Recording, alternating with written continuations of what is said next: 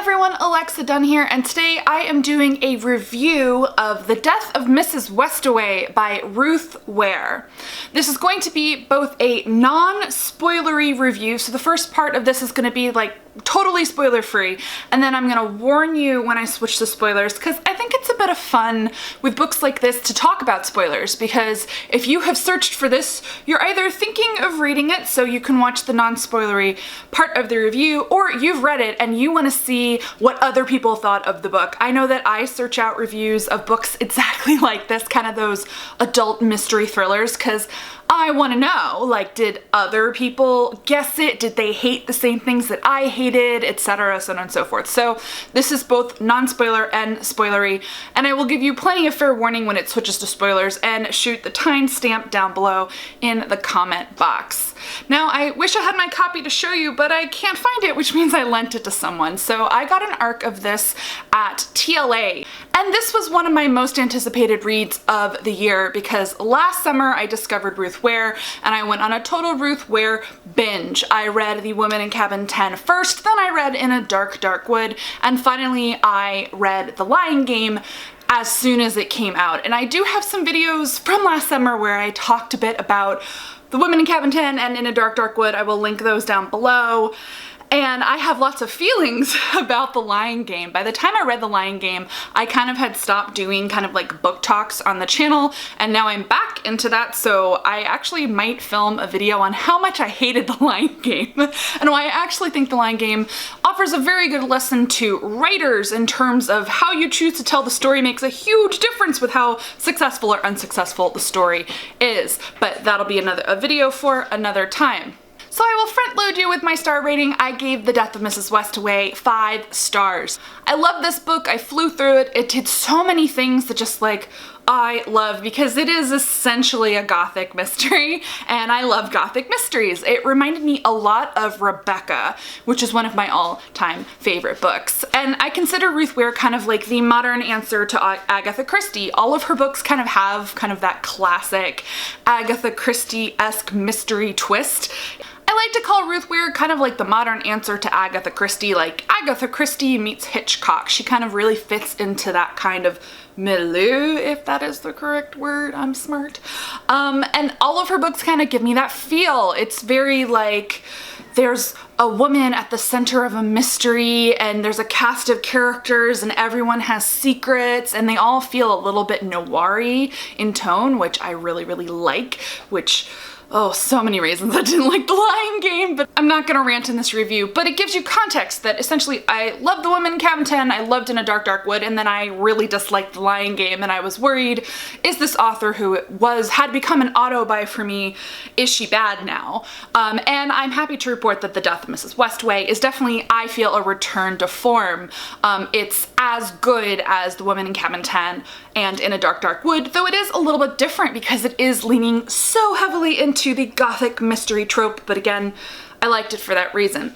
The main gist of the story is that Hal is 21 years old, she lives in Brighton, and she tells fortunes for a living. She does tarot card readings on the boardwalk. Her mom died 3 years ago really tragically in a hit-and-run accident, leaving Hal alone. It had only ever been Hal and her mom living in this attic apartment in Brighton. And since Hal's mom died, things have been really, really bad. She's having trouble making ends meet, and a while back she borrowed money from a loan shark, and the loan shark is after her. She owes a tremendous amount of money, and they're threatening her life. And so one night she gets a letter that says her grandmother has died and she is the heir to a fortune, or she is one of the heirs. She's invited to come up to the funeral and the will reading because she is in the will and that her presence is requested. Now, at first she's really ecstatic, but then she realizes there's something wrong. They got her name right, but the name of her mother is wrong, and so she figures they've made an honest mistake. But I'm so desperate, you know, she feels bad, but she's so desperate that she's going to pretend to be this heir to this woman's fortune and go and see what she can get. She figures, you know, it's probably a couple £1,000 and that would save her life from these loan sharks. So she goes up to this creepy mansion and basically is pretending to be someone else, and she meets the family.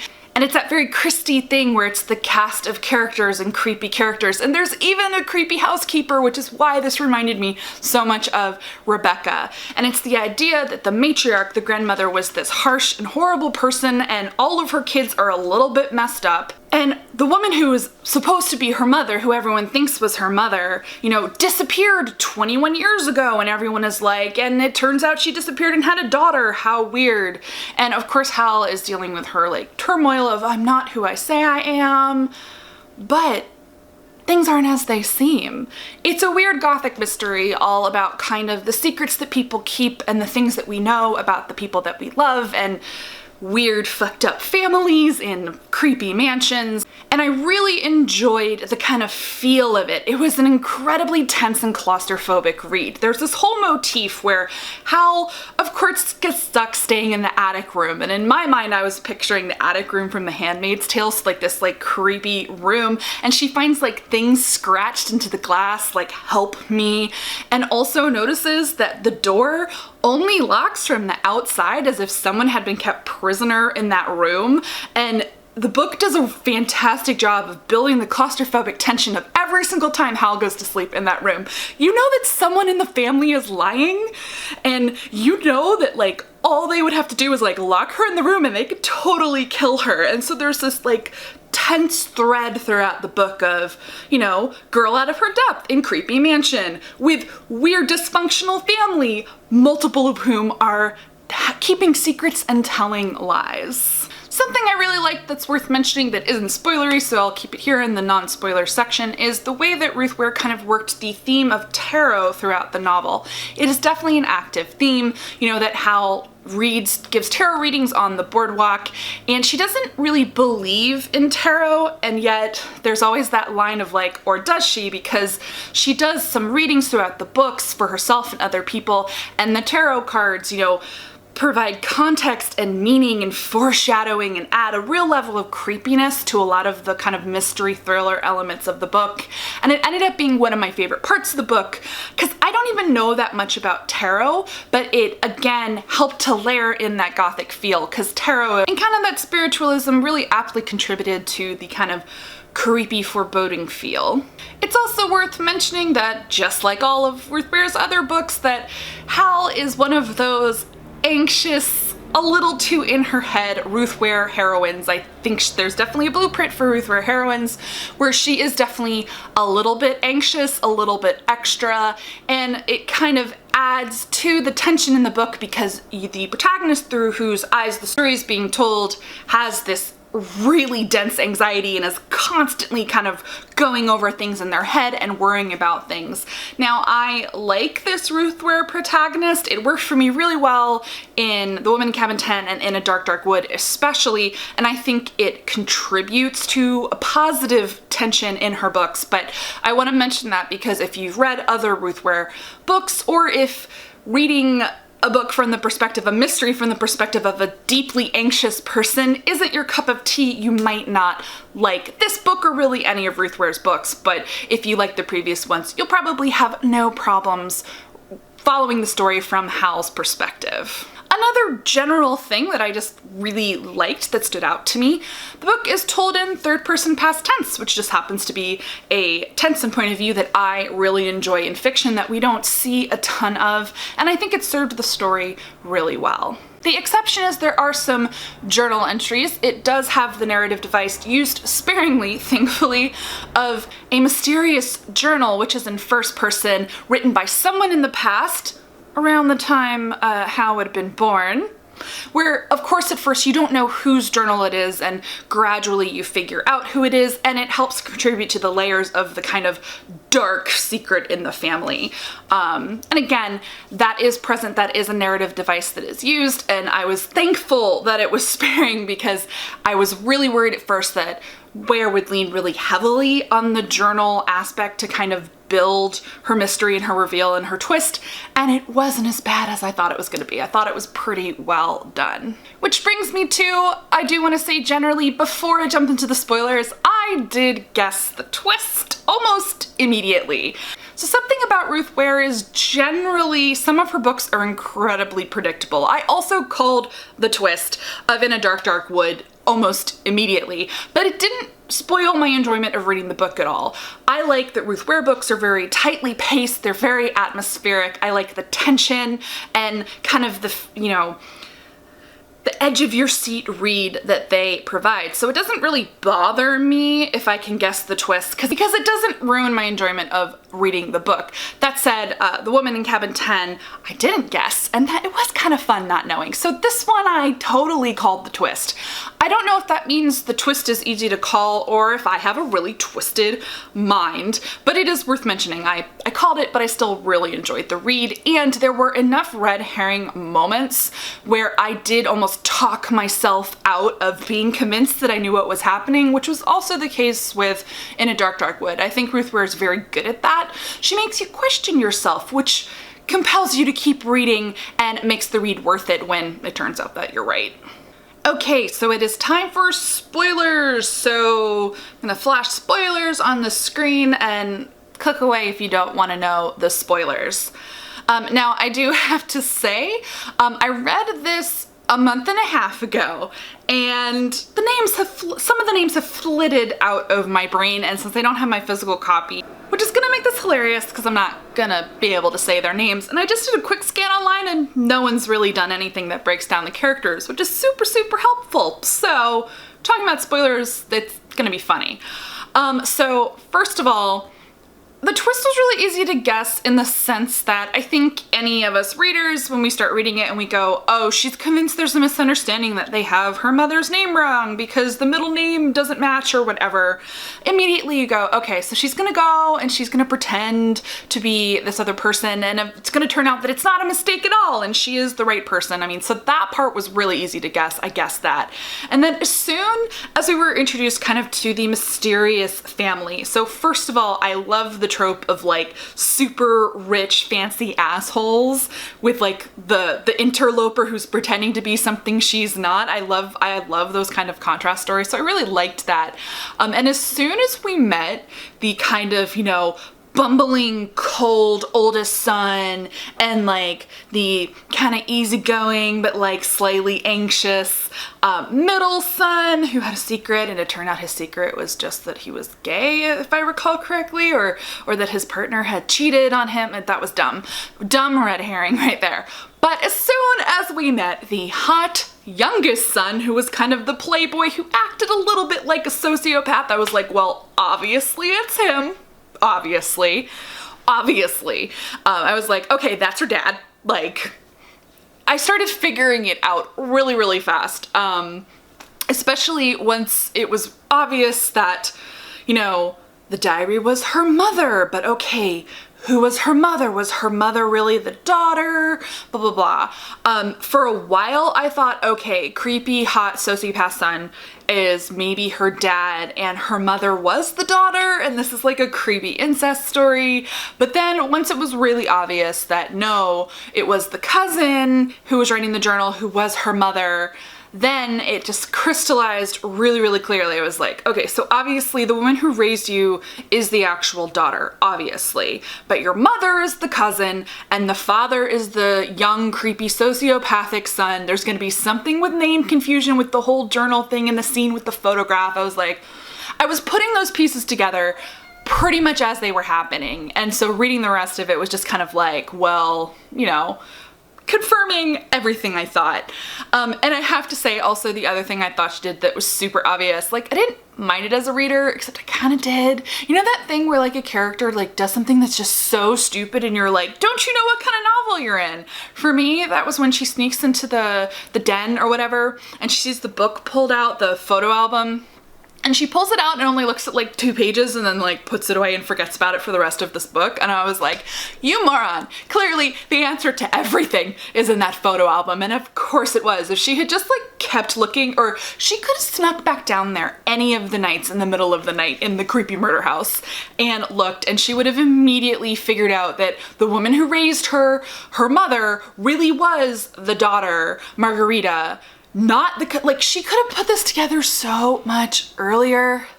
And yet I really did like the book. I liked the reading experience, even though I found it easy to predict. Now, if you're here and you're watching spoilers and you want that tea, I could honestly see how people would hate that. I could see how people reading this book would be like, it was so predictable, because it really was. Like, if you know anything about Gothic mysteries, you're like, well, there's something with incest, or like sibling fuck-uppery, obviously, because, you know, he murdered his sister and his cousin. It was just dark, so much murder. Like, you knew there was something with family fuckery because it's a Gothic mystery. And you knew Mrs. Warren, you knew that she was a Miss Danvers. You knew who she was. She is Miss Danvers, a Mrs. Danvers type. So you knew she was going to be destructively loyal to whomever the murderer was. So come on, it's not that hard to figure out. And of course, like, it was also obvious, and I think it was supposed to be obvious to the reader, like, as soon as it was like, oh, I knocked and she didn't answer, I'm like, she's dead. She's super dead. Why did no one check? And of course, you know, the second sociopathic youngest son was like, she's fine. You're like, and then you got in the car with a murderer and you went on a road trip. That whole thing was really tense, because I was like, when is he gonna kill her? Is he gonna kill her in the car?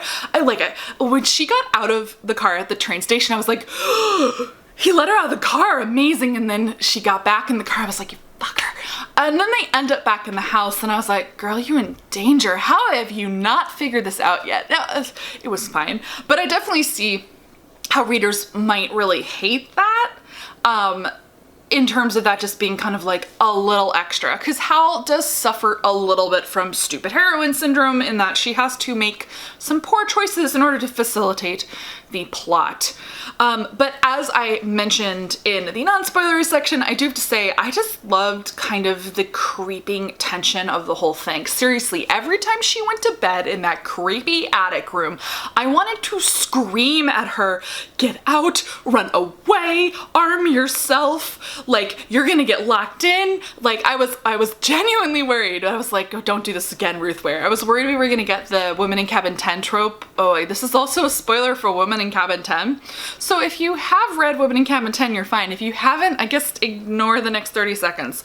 The whole, you know, she's gonna make progress on the mystery, but then she's going to get locked in a room for weeks on end. I was worried it was gonna do that again, and it didn't, which was good. I did like the subtle, like, someone was trying to trip me and kill me thing, though again, Hal, bad decisions, bad choices. She really could have figured this out so much earlier and not ended up almost being murdered by her dad slash, it's all incesty, dad slash cousin, whatever the F he was. That was interesting. So that's really it. I mean, my spoilery thoughts are pretty brief because I did like the book. Mostly just want to talk about, like, you know, creepy families and incest and how I guessed the twist.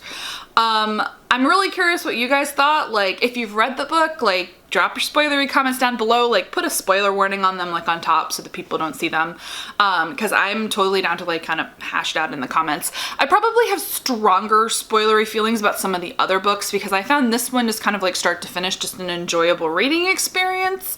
Partly, I think, because I did hate The Lying Game so much that my bar was just so low for The Death of Mrs. Westaway, and I already like Gothic mysteries. So, yeah, this is just a really good read for me. Thank God, Ruth Ware is an auto buy for me again. Like, I'm a little mad that I paid full price for The Lying Game the day it came out as an ebook too. Like, I don't like wasting money on ebooks, which is a whole other thing. So I did get an arc of this, but I will pick up a copy, though pin in that. I really hate the US covers of Ruth Ware's books, like really, really hate them. I think she's published by Simon & Schuster, and I desperately hate her US covers. They're ugly. So it's really fine that I own all of them as ebooks. I really wish we could get the UK covers because they're actually super cute in the UK. I would love to own those.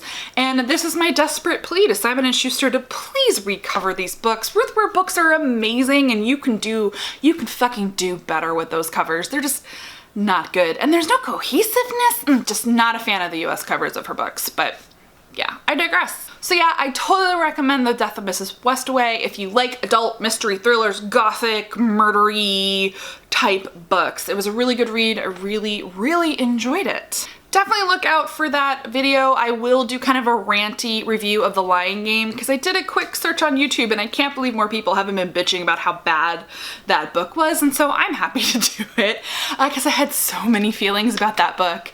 And I guess the good thing is it's been a year since I read it and I hated it, but I still vividly remember who everyone is, unlike this one where you just get like, oh, stuffy older brother. Let me know down in the comments if you like these kinds of reviews, kind of in the adult thriller genre. I do read a lot of them and I'm happy to do more reviews. If you're not already subscribed to the channel, I post new videos 2 to 3 times a week. I specialize in writing, craft, especially about YA. I also love talking about books, including YA and adult thrillers like Ruth Ware books. Thank you so much for watching, and as always, happy reading.